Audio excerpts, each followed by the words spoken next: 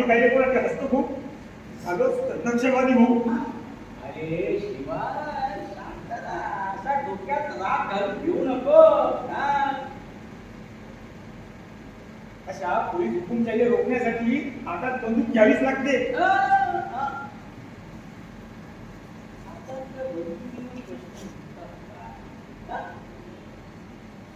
पण कोणत्याही प्रश्नाला उत्तर असं नसतं बाळासाहेब. अरे तू तसं नाही. आता आणि बाळासाहेब काय म्हणते आहेत बाबा. तर बा अरे तू काळजी कशाला करतोस. तुझा मुलगा काय तुझी मुलगी काय. अरे मला पैकी आहेत का.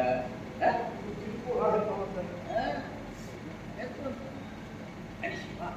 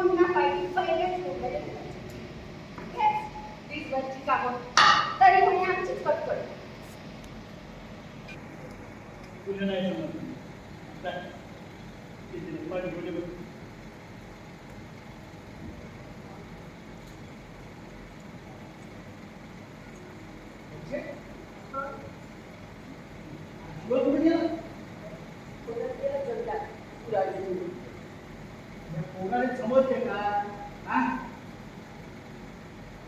असं सांगण्यापर्यंत राहतं का उद्याची घरी नाही याचं.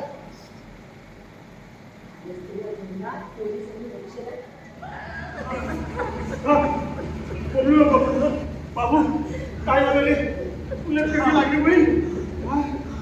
तुला कशी लागली रे. सगळं घराकडे पांढरा पांढरा तसं दिसला. त्याच्याकडे जातच होतो पण तेवढ्यात बोलतो मी तर काय आवाज आला. मी थांबून उभं पाहतो पायात दंडांगोळी घुसली होती.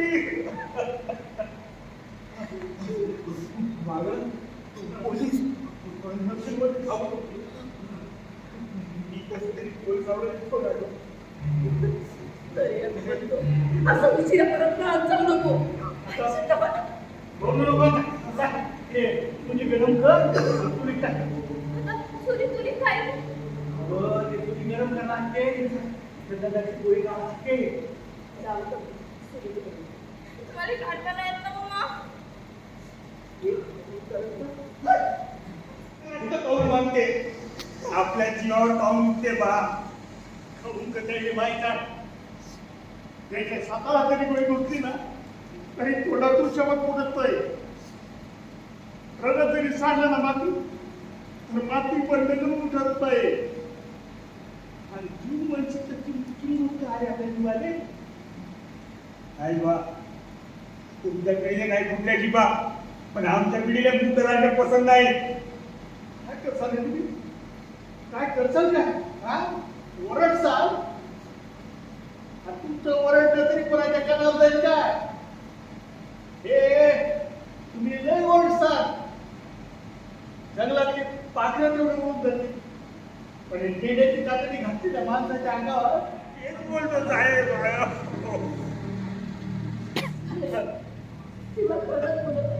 आमच्या त्या नक्षलवाद्याशी काही संबंध नाही. संबंध नाही. संबंध नाही.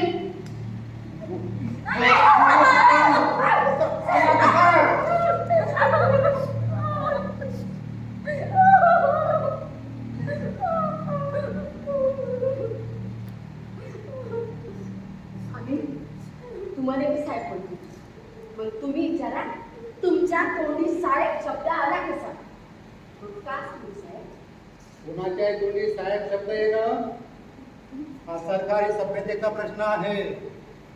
शासकीय शिक्षणाचा मुद्दा आहे.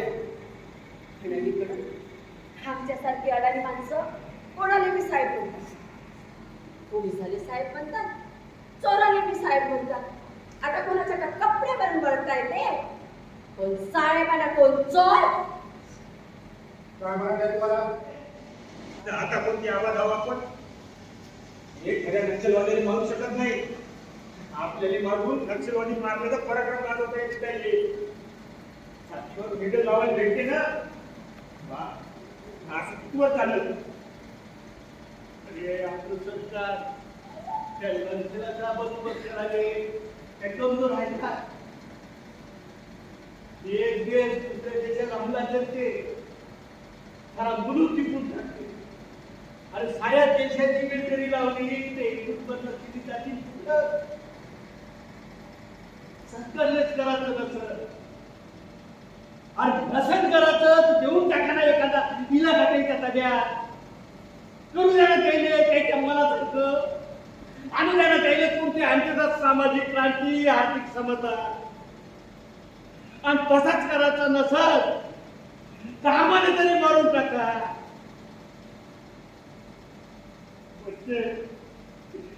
या जंगलाचं झाड फुलून आहे आपल्याकडे. कसं जगाव आपण या संगिनीच्या तोंडावर, कसं जगाव.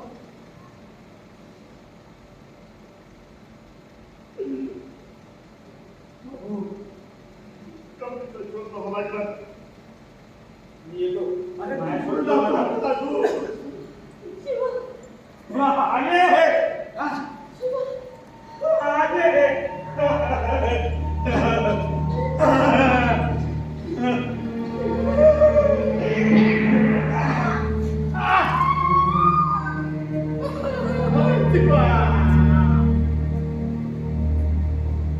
नमस्कार.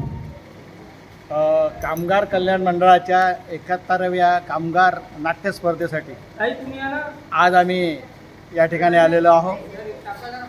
हिंगणघाट येथील कामगार कल्याण केंद्र या संस्थेच्या वतीनं दशरथ मळावी लिखित 303 या नाटकाचा प्रयोग या ठिकाणी संपन्न झाला.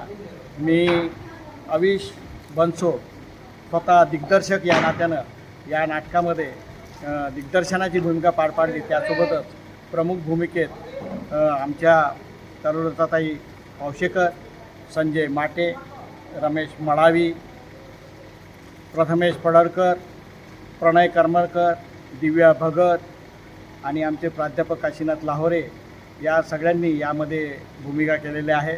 तद्वतच नाट्यतंत्रामध्ये प्रकाश योजनाकार आमचे मित्र श्री अशोक कार्लेकर, तद्वतच आमचे मित्र प्रकाश योजनाकार ते विनोद काळे या सगळ्यांनी या नाटकाला अतिशय चांगलं बनवण्यासाठी भरपूर अशी मेहनत घेतलेली आहे. प्रेक्षकांनीसुद्धा उत्स्फूर्त असा प्रतिसाद या नाटकाला दिलेला आहे. नाटकाचं कथानक अतिशय वास्तववादी असं आहे.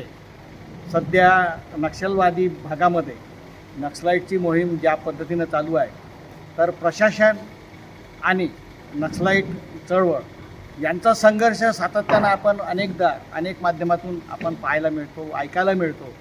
परंतु त्या नक्सलाईट भागात राहणारा सामान्य माणूस, एक आदिवासी माणूस ज्याचा या चळवळीशी किंवा या पोलीस प्रशासनाशी कुठलाही संबंध नसताना त्याला मात्र एक पोलिसाचा खबऱ्या म्हणून आणि नक्सलाईट लोकांना मदत करणारा म्हणून दोन्हीकडून त्याची जी काही गडचेपी होते आणि दोन्हीकडून त्याच्यावर अन्वयी तसे अत्याचार केले जातात, त्या एका सामान्य कुटुंबाचं प्रतिनिधित्व करणारं ही कथानक आहे. आणि ते कथानक अतिशय चांगल्या पद्धतीनं आमचे लेखक दशरथ मळावी यांनी शब्दबद्ध केलं. ते चांगलं वास्तववादी करण्यासाठी नेपथ्य, प्रकाश योजना आणि इतरही वेशभूषा यांच्या माध्यमातून त्या नाटकाला अधिक वास्तववादी करण्याचा प्रयत्न दिग्दर्शक या नात्याने मी केलेला आहे. आणि इथल्या प्रेक्षकांनीसुद्धा अतिशय उत्स्फूर्त असा प्रतिसाद मला दिला. त्याबद्दल मी सर्व प्रेक्षक वर्गाचे त्यांचे आभार मानतो आणि या आयोजनाबद्दल कामगार कल्याण केंद्राच्या वतीनं जे काही आयोजन केलेलं आहे त्या सगळ्या टीमचं सुद्धा मी या ठिकाणी अभिनंदन करतो, त्यांचे आभार मानतो. नमस्कार.